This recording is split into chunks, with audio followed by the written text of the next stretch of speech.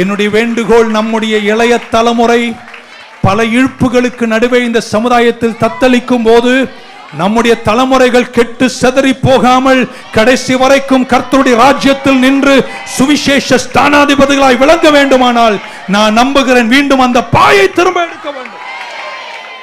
ஜெபத்திற்கு நம்முடைய குடும்பங்கள் வந்து நின்று சொல்ல, நானும் என் வீட்டாருமோ என்றால் நாங்கள் கர்த்தரையே. இன்னைக்கு அந்த அதே வழியாக போனால் அந்த வீடுகள் எல்லாம் நல்ல மாடியா கட்டி காலியா இருக்குங்க. எங்கெங்க இந்த ஊர்ல உங்க பிள்ளைங்கள்லாம் எல்லாம் அமெரிக்கால இருக்காங்க, எல்லாம் லண்டன்ல இருக்காங்கன்னு உயரங்களில் கர்த்தர் உயர்த்தினாரே. என்னை கேட்கிற நியூ லைஃப் சர்ச் மக்களே, தேடுங்கள், கண்டடைவீர்கள்.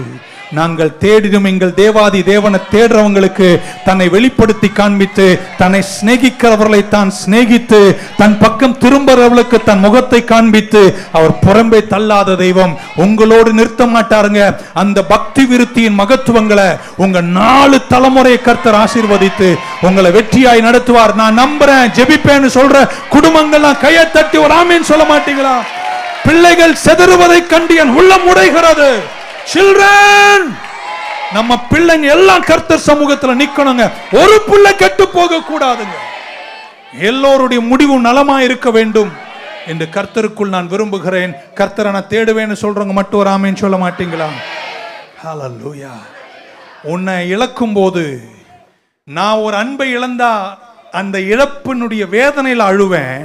ஆனா அவர் உன்னை இழக்கும் போது, அவர் உன்னை இழந்த வேதனை அல்ல, நீ இழந்துட்டேன் அவர் காயப்பட்டு அழுகிறவர்.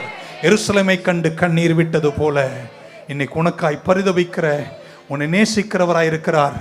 எங்க திரும்புறியோ ஒரு பக்கம் திரும்பிது, கர்த்தர் பக்கம் திரும்பிடுங்க. இன்னைக்கு நான் எப்பவுமே சொல்ற வார்த்தை, இன்னிலிருந்து 75 வருஷத்தில் உங்களுக்கு இருக்கிற எதுவுமே உங்களுக்கும் எனக்கும் உதவாது. ஒன்று மட்டும்தான் நம்ம கூட வரும், நித்திய ஜீவனை கர்த்தர் தந்தார்.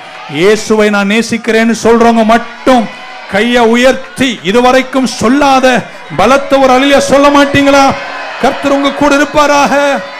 எண்ணத்தை உண்போம், எண்ணத்தை குடிப்போம், எண்ணத்தை புசிப்போம் என்ற எண்ணங்கள் மட்டுமல்லாமல், ஆமென் சொல்ல மாட்டீங்களா? நீங்கள் தேடுகிற பல விஷயங்களையும் தேடுவதை நிறுத்திட்டு கர்த்தர் பக்கம் திரும்பினால், அவர் ஒரு வசனம் சொன்னாலே, முதலாவது தேவனுடைய, எல்லாம் சொல்லுங்க, முதலாவது தேவனுடைய ராஜ்யத்தையும் அவர் நீதியையும் தேடுங்கள், அப்பொழுது இவை எல்லாவற்றையும் உங்களுக்கு கூட கொடுப்பார். இயேசுவே வழி, இயேசுவே சத்தியம், இயேசுவே ஜீவன்.